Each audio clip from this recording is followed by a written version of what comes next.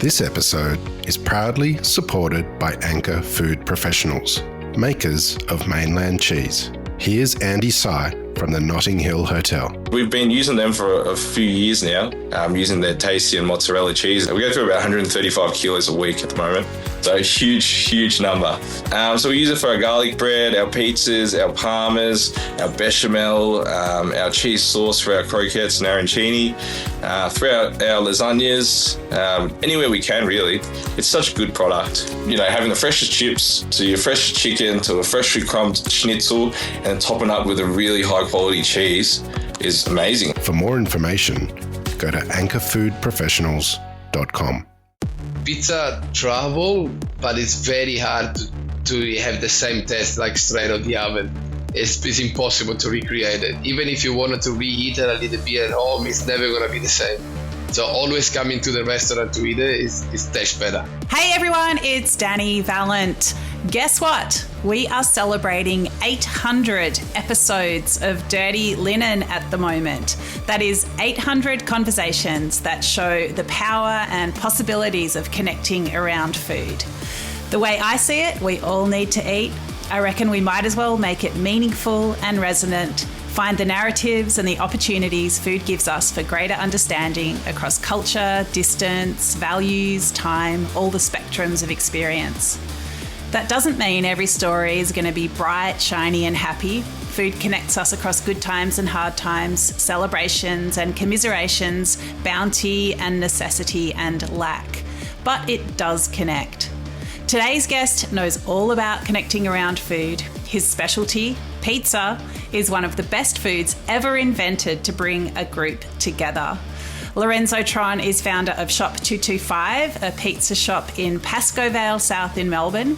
He's just back from the Top 50 Pizza Awards in Naples, where Shop 225 was named Best Pizza Place in Australia and 28th Best in the world.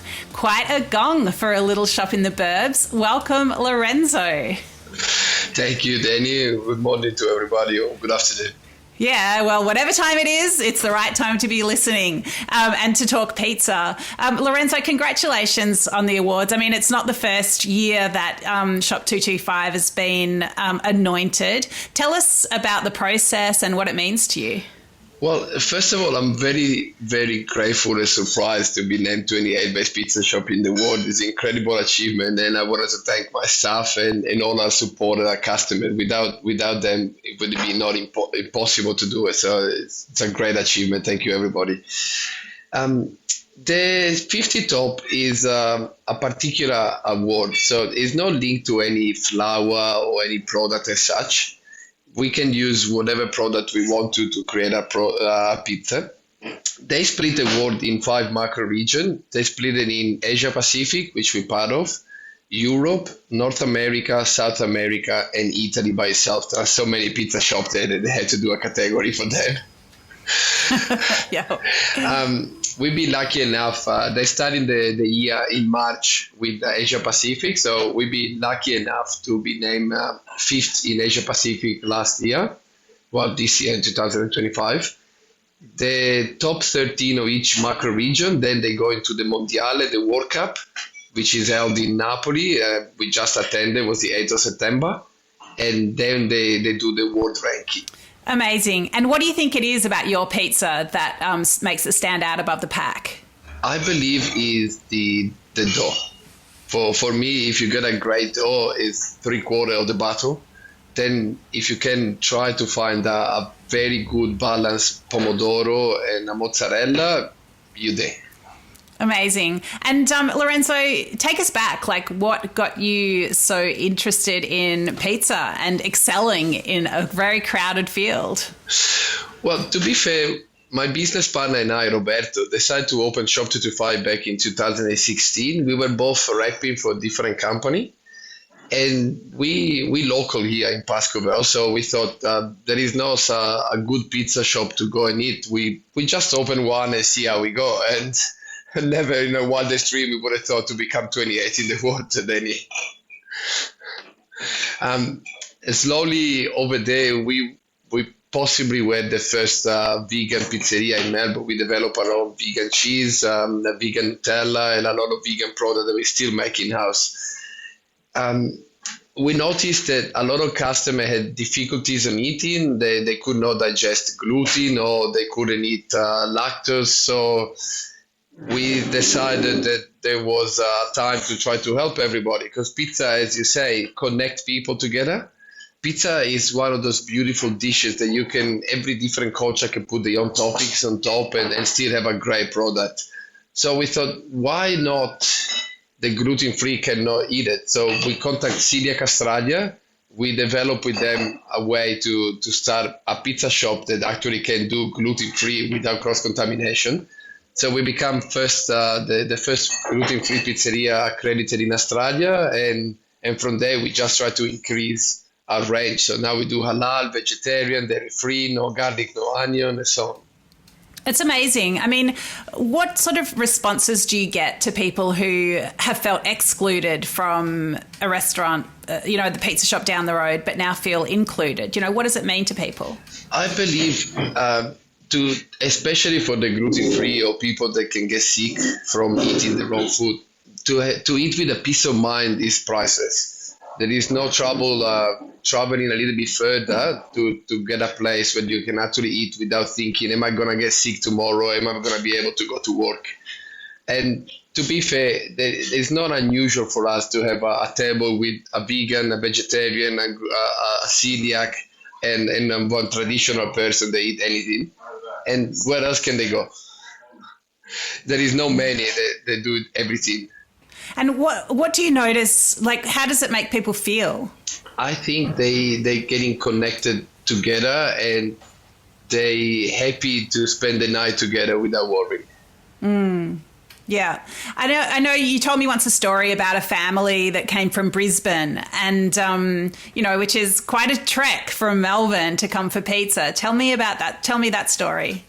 When we first get the accreditation for the gluten-free, we were lucky enough to go into a documentary on SBS, and the word was out. So everywhere from Australia, those people the kids that could never eat pizza before, they traveled, mom and dad decided that it was worth to do a trip to Melbourne and to have a pizza, I guess. And it was just incredible to be somebody's first pizza. They never had pizza in their life, and now they finally can eat what for everyone else is comfort food. They couldn't deal with it. And what's that mean to you? Like, how did you feel? Oh, I still got goosebumps thinking about it, to be fair. I'm a father myself, and I would not be happy with my son not be able to eat something. So, I appreciated that he can eat everything, but I thought it's up to us to make sure that other people can eat it as well.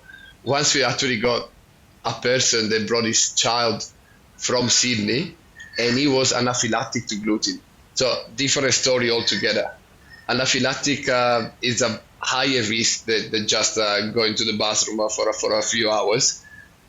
So I said to this man, I said, please, we do it, no trouble. Just maybe avoid Friday and Saturday at 7 o'clock because it's a bit busy, and we wanted to make sure that the child can eat safely. Of course, he didn't listen, and of course, he showed up on a Saturday at 7 p.m. So, being a father myself, I stopped the whole production, the whole restaurant stopped to a hand. We make his pizza safely, and then we kept going with everyone else. Wow, that's amazing. A lot of pizza shops offer a gluten-free base, but they buy it in. Tell me about the process of making yours. Like, what efforts do you have to go to actually create this dough? We are lucky enough on top of the shop it used to be a house. So we got 3 bedroom and a bathroom upstairs. We changed one of the bedroom, is now all production, but one of the specific bedroom, which is able to be shut, is only gluten-free. So we produce everything gluten-free in a specific area to avoid cross-contamination. Well, we make the normal dough in the back of the restaurant, so there is not even a possibility that there is some flour in there. So that way we can actually make sure there is 100% gluten-free, because there is nothing worse than going to a restaurant and say, yeah, no, you can have it. This is only gluten-free, no problem. And then they fry on the same fryer that they use for the arancini, and there is cross-contamination and they don't understand the problem. Yeah. Yeah, amazing. It's interesting with pizza and going for these awards, Lorenzo. Like pizza is, I see it as such a local food. You go to the pizza shop that's closest to you, you get to know them, you get to know your favorite. They know that you like extra cheese or no spicy salami or whatever it is. But you've got this international recognition. Like, what does it actually do for your business? I have noticed ever since we got those awards that there are people that comes, maybe they got some relative in Hong Kong, in China, in the Philippines, and those people follow the award, so they tell their relative to come here, and they travel even an hour or two to come to eat to us. Not further than yesterday, I had somebody from Canberra, they heard about the award, and it's like, oh, I go to Melbourne, I spend a couple of days, and I have a good pizza. It's incredible. We're very proud and very happy all these people coming. And the most important thing for us is the customer service. Italian hospitality is warmth. For us, when a customer comes and you did experience it, you came here once to dinner, but when you come at Shop 25, you are literally in my lounge room and you are eating with us. So you've been treated as family in a good or a bad way, but still family for us. It was a good way. I think I remember there was some chocolate salami that you used to sneak from Nonna's fridge. Indeed, and yes. you brought it over for us to taste. Like, tell us about that. Well, my Nonna used to make me this salami di cioccolato or chocolate salami, how you want to call it. You keep it in the freezer, and then whenever you want, it's just it looks like a salamino in a stagnola. So you just go there, cut a couple of slices, and you can have it. So I thought, why not recreate it in the restaurant and sell something that is actually close to my heart? It's the same way on the menu you find some very particular item like gnocchi fritti that we call it gnocchi chips.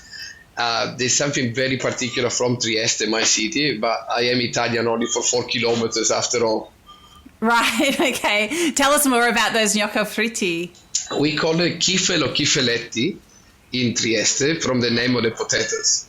But when we have to make it, every time I make gnocchi at home, and I'm a big fan of gnocchi, so that Nonna taught me how to make gnocchi so I can keep doing it myself. And every time I make it at home for my son, he's now 11, I make the gnocchi fritti for him. And then I also do the gnocchi fritti with sugar and Nutella as a dessert, which is also available on the menu. And I told Chef to put it on the menu for 4 years. And Chef for 4 years, like, who's going to buy gnocchi fritti? We're not going to sell it. Why do you want to put it on the menu? Well, I can tell you that we don't sell anything else right now. So, I mean, I think gnocchi is great. Fried things are great. I think that's going to be a winner. So far, so good, Dani. Yeah, fantastic, Lorenzo. So, you've got the international accolades, all the glory, people coming from all over the world to eat your pizza, but you're still running a small business in challenging times. One of the, what are some of the big challenges for your business? Well, finding staff and capable staff is very hard, but that's across the range everywhere. Even in Italy, it's impossible to find a good pizzaiolo at the moment. I'm not sure why people don't want to do this job anymore, but it is very demanding. If it was easy, anyone could have done it, I guess. But also the system that are now the third party that doing deliveries is a bit of a challenge for me. We put a reputation into it, but we have no control over it. So let's talk about maybe the biggest one without naming names. People don't understand that when they buy from them, they're not buying from us directly, and they sometimes complain that the food gets cold. But by all means, we always try to find a solution, and we want to help our customer because we want everyone to be happy.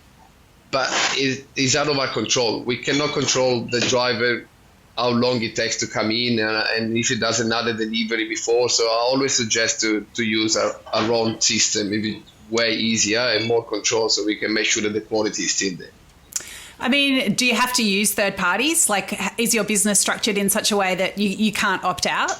We can opt out. The problem is that the community is using it, and it's part of a marketing strategy, I would say, because if you're not there, you can't be seen. So we kind of forced to use it in a way, but at the same time, there is nothing left for us. They're taking so much percentage in every business that they use those third party that there is nothing that goes to the restaurant. So you feel that you have to be there to have a presence, but you don't make money out of it, and there's a greater risk of customer dissatisfaction. 100%. It sounds like a really, excuse my language, shit deal. It is indeed.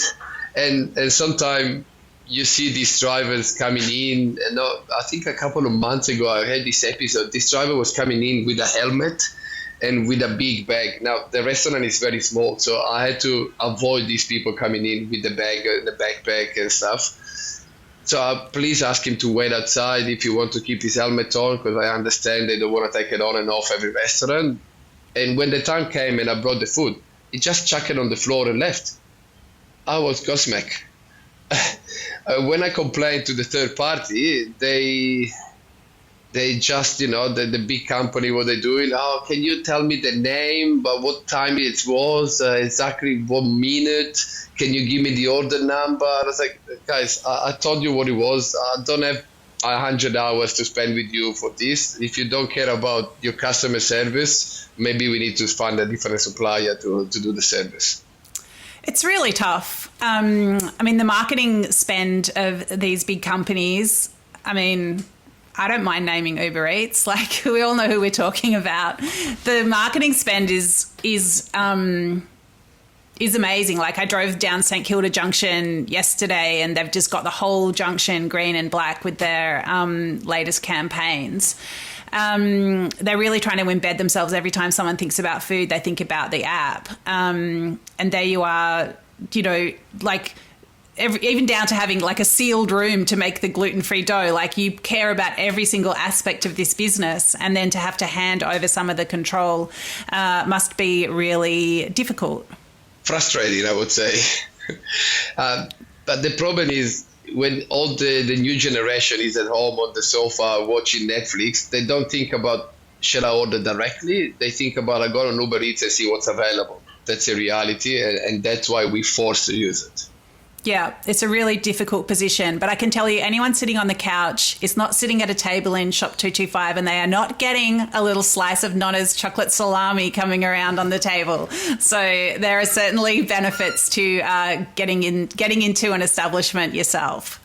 But honestly, as well, pizza travel, but it's very hard to have the same taste like straight out the oven.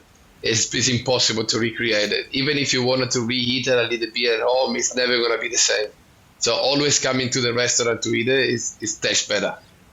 Yeah, I think people even know that, and they'll still sit on the couch and order. We understand we're living in a world where that just does happen. It is part of business, but I certainly feel your frustrations with just being forced to lose control of your product in that way, Lorenzo. You mentioned also, staffing and why don't people want to be a pizzaiola. Pizzaiolo.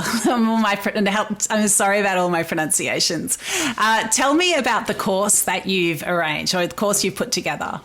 We have partnership. We have done a partnership with a TAFE school in New South Wales, and we are now running. You can find on our webpage a pizzaiolo course where you can come in and learn from a head pizza chef all the secret and how to make the dough and how to run the restaurant and so on.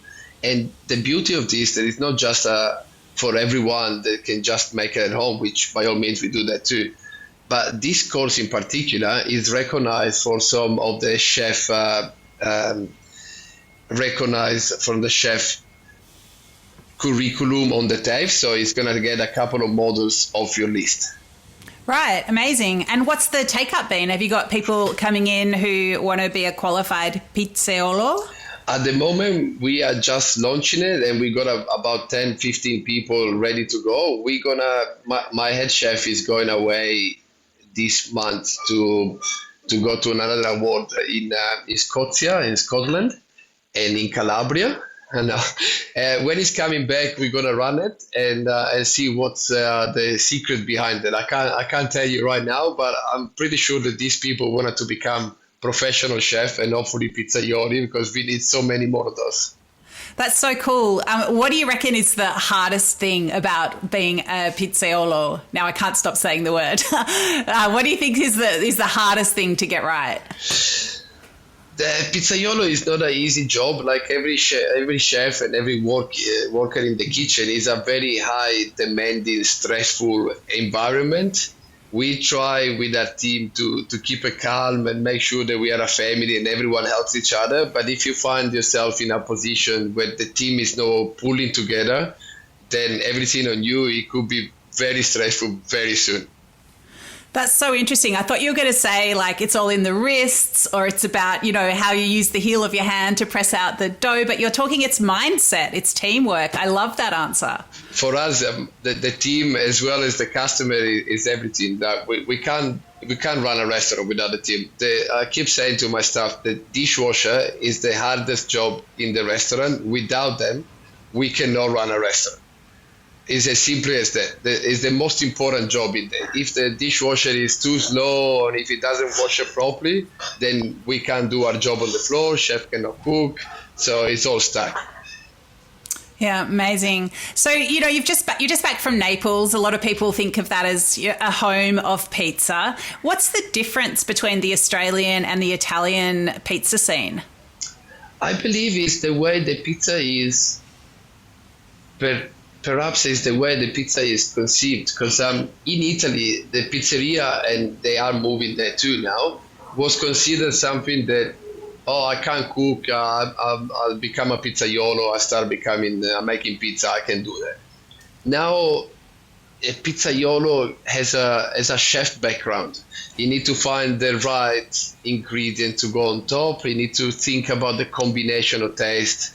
It's a very well thought job at the moment, and at the same way for customers, the way the pizza was perceived before is, I need something quick, let's go and get a pizza and a beer and we move on. Now the experience is so much more thought. Nothing is left to the case. From the music that you're listening to the weight of the cutlery, of the service, how it's done, the water that we serve in, is all thought to find a good experience. It's not unusual that when you come in and people ask me for San Pellegrino, let's say, I say, oh, sorry, I don't serve that brand, I got this other brand.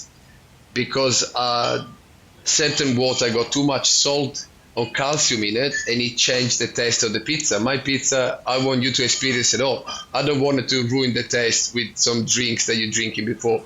And that applies to everything, wine, beer, and so on. So there is a lot of thought about a pizza shop at the moment. Wow, that's so cool. It's like pizza's entering its connoisseur era. Yeah, I would say so. Even if you consider the dough, I would say 20 years ago, people were making the dough during the day, and at night you were eating the dough. Now, we don't do that anymore, or at least we are not. We do what I call a biga, Dani, first. So we leave the dough almost done, 80% done. Maybe it's missing some hydration or some other ingredient that we put on at the second hand. We leave it for 24 hours, put it back in the machine, finish it off with the last ingredient and some more water, and then another 24 hours there. So it's 72-hour hydration, 72-hour proofing, and that will also reflect on the taste of it. So is that about the depth of flavour, or is it about digestibility as well? I would say it's a mix of both. But for the flavour, is also the flour is an important part. I was lucky enough to go and see the way they produce the flavour that we use next to Treviso a couple of years ago. And I was so impressed with the machinery that they showed me. I only saw that in Illy Coffee before. They got this machine with a laser. And the laser goes through every single grain that is going to be used for flour. If the grain doesn't have the right parameter, if they think that there is something wrong, that they might ruin the batch, there is a flasher head that push the beans, the one before and the one after, just in case, out of the production line. So the flavor is constant and you know that you're going to have a good product. Wow, I love that balance of, the artisan traditions, but the technology that, reaches for perfection. It's a very complicated artist at the moment. It's not as easy as people think. I do a course and I make pizza at home. Yes, you can do it by all means, but it's going to take years before you can perfect it. I tell you what, I love making pizza at home, but it always makes me appreciate a good pizza shop. It's not as easy as it sounds, is it?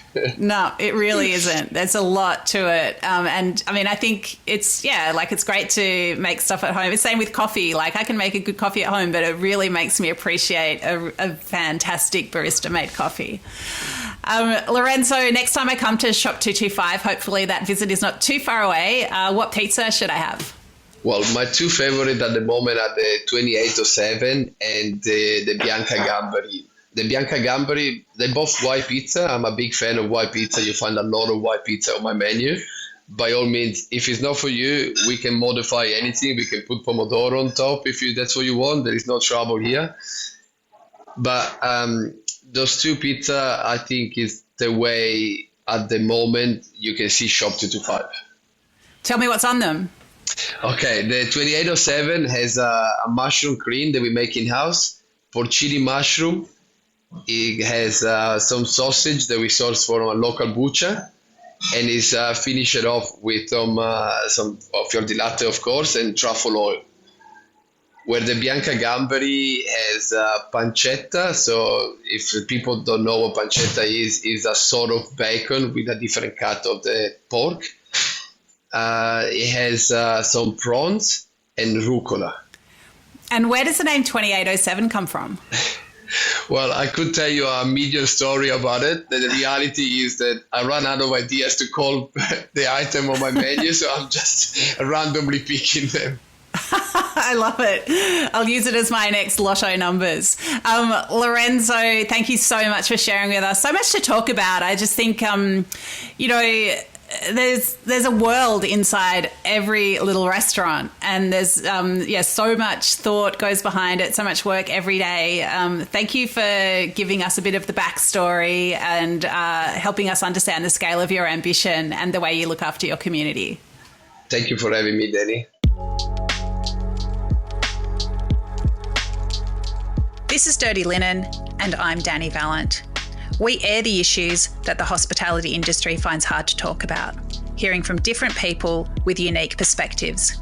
We want to hear from you as well. If you have something that needs to be said about a topic, get in touch so we can include your perspective. Contact us at dirtylinen@deepintheweeds.com.au or hit us up on Insta at Dirty Linen Podcast. We can't wait to hear from you. This is a Deep in the Weeds production.